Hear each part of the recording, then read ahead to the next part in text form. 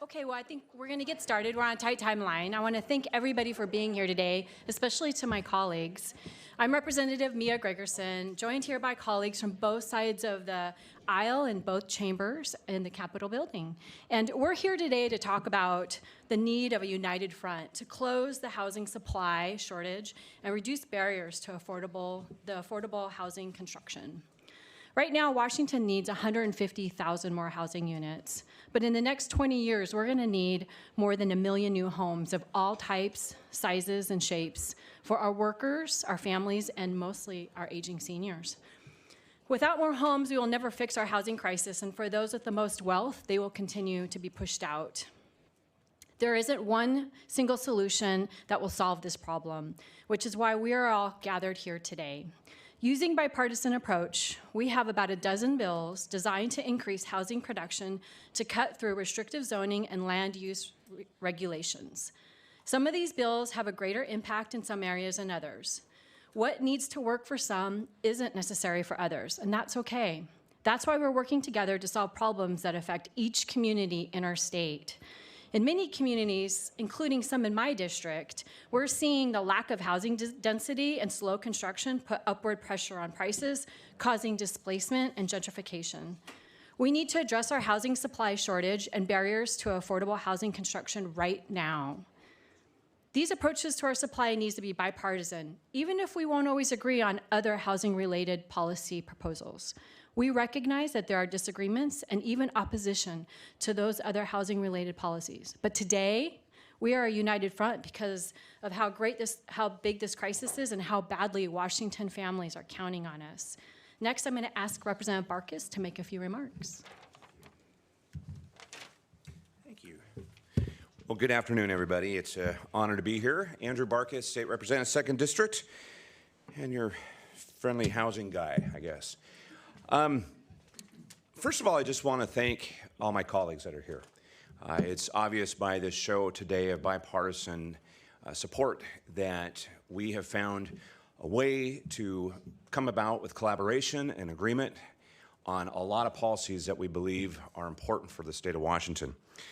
You know, for the last many years, we've seen this problem get worse.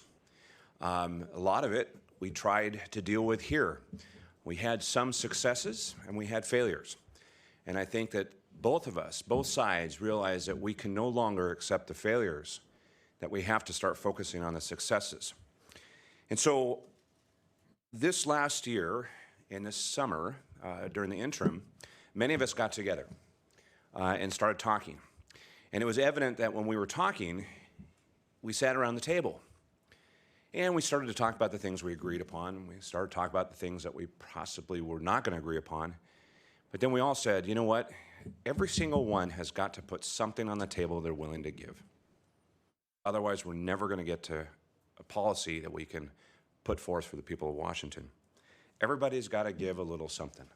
And I think that's a good lesson. It's a good lesson for what we do in this body as a whole in the legislature, and I believe it's what the people of the state of Washington demand and what the people of the state of Washington want to see happen out of this body.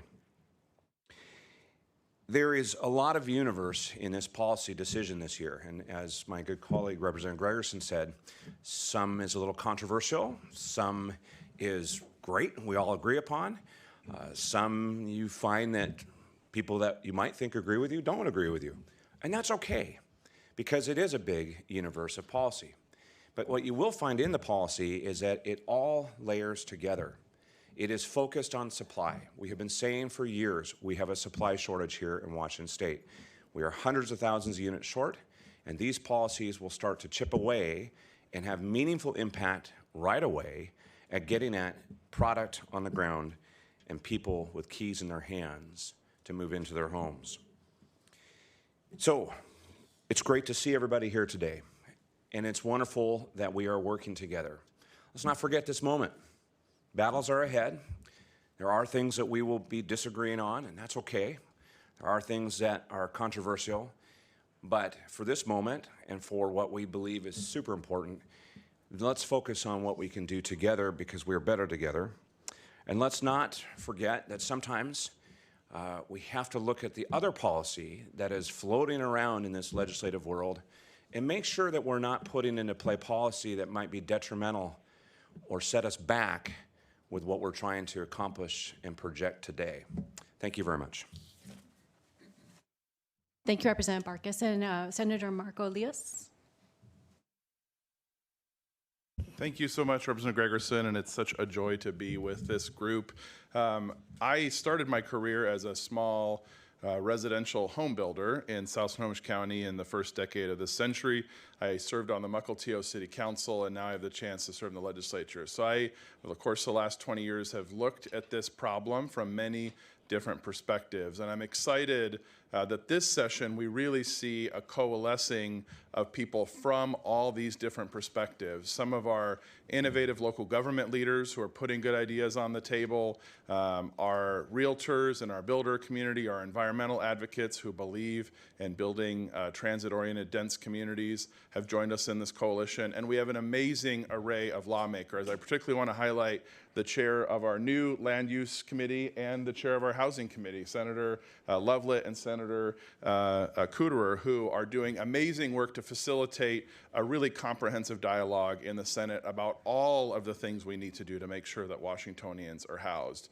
I'm proud to chair the Transportation Committee. Last year, we invested through Move Ahead Washington $3 billion in new transit service across the state. It builds on top of Sound Transit 3, a $54 billion expansion of light rail. We are building a lot of transportation infrastructure in this state. It's time for us to build housing and jobs next to that infrastructure to maximize value for taxpayers. But we aren't going to get there just in our transit corridors. It's why I'm proud of Representative Bateman, Senator Trudeau bringing the ideas around middle housing. We've got to think about every area of our community. It's why I'm also proud to be working with Senator Gildon and others to think about what about outside the UGA? What about in our more rural communities? How are we providing choices there? We also have to look at permitting timelines. It's one thing here to pass zoning and targets and tell our local governments the directions we want to head in.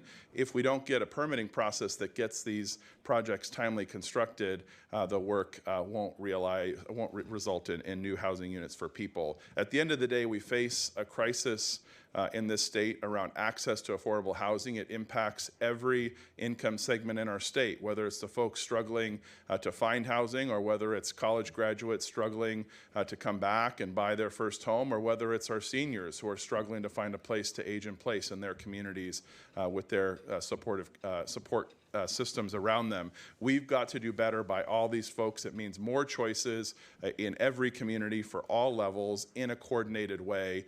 And we've got to have, as Representative Barkas said, some of the tough conversations like how do we make sure we're not displacing the diversity and beauty that's in our communities as we undertake these new steps to bring housing online. So I'm excited. This is the team that can deliver on this broad set of priorities. I'm also, I should say, as the prime sponsor of transit-oriented development legislation, really proud to work with one of our newest colleagues, Representative Julia Reed from Seattle, to think about how that tool can help. So this is a great team. We're going to deliver a lot, I think, this session, but it's not going to be without a lot of hard work and compromise and work with our Republican colleagues in both chambers and the governor's office to get this done. So with that, I will hand it off, I think, to my seatmate, the fantastic chair of the Housing Committee here in the House. Am I wrong, right? Is that good? Sorry. No, it's okay. Well, I just want to make sure that I know a few names have been called out today. There's over a dozen bills, but there's so many other people doing the hard work, and I think that's what we want to make sure that we amplify today, is that there's a large coalition, a lot of work being done, and there may be some questions, so that is when we are going to hand it over to the chairs. I think we have Senator Kuderer and Representative Peterson for any questions to field. Maybe there's, and if there's no questions, we can get our time back too. Yeah. Can you address why this shortage? Hi, Jackie Kent with Cohen News. Can you quickly address why this shortage exists and speak more as to why there's holdup with the permitting process? Well, I can tell you that going back to the Great Recession and when the housing market dropped, we saw that construction for residences went way, way down, and they never really recovered. So we were already behind at that point. We just got even further behind when that hit. And so now you see this concerted effort, collaboration, not just between the parties and not just between the agencies and legislature here, but also with local governments as well. It's got to be an intergovernmental effort to tackle this problem. So that really was the problem. And your second question was? The holdup with the permitting process? Well, you know, individual cities like to have their permitting processes the way that they like them.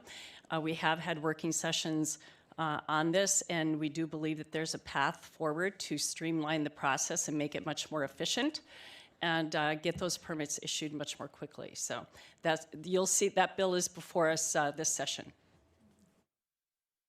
And I would just add, if you want to go into the Wayback Machine, if you look at some of the federal tax policies enacted in the 80s that really amplified single-family housing and really diminished the ability for developers to develop multifamily housing, that's a big part of this equation. And then again, I think to Senator Kuderer's point about our local governments, we know that many of our local governments struggle with funding. So a lot of the legislation that we have is going to have funding involved with that to make sure that we are getting the resources that they need at the permit counter to make sure that we can enact these bills.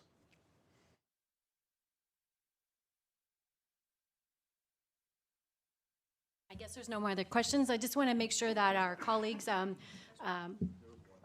go ahead. Claire Withicombe from the Seattle Times. I'm curious about how these dozen proposals might dovetail or not with Governor Inslee's proposal to borrow money to increase the housing supply. Is this bipartisan coalition considering that?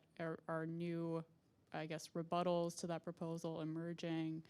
Could you just address that?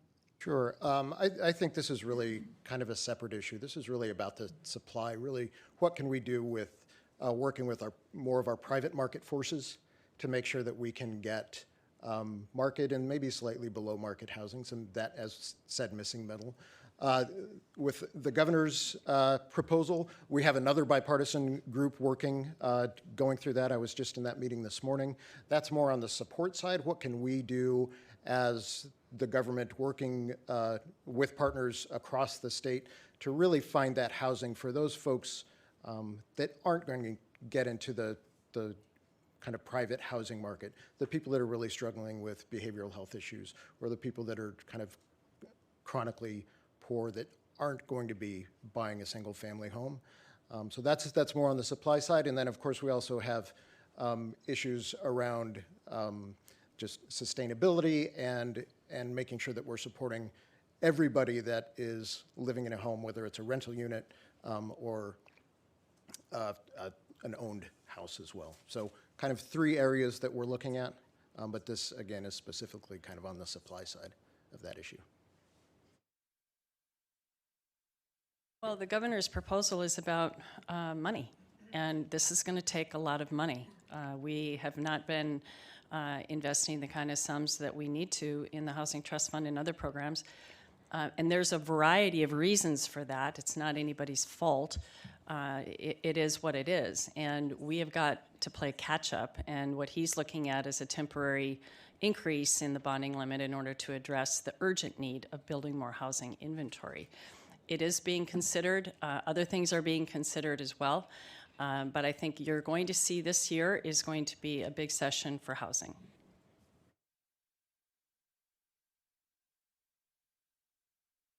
I'm just going to look to my colleagues and make sure if there's anyone that has just a burning desire to speak, we want to do that before we close. Oh, no, not.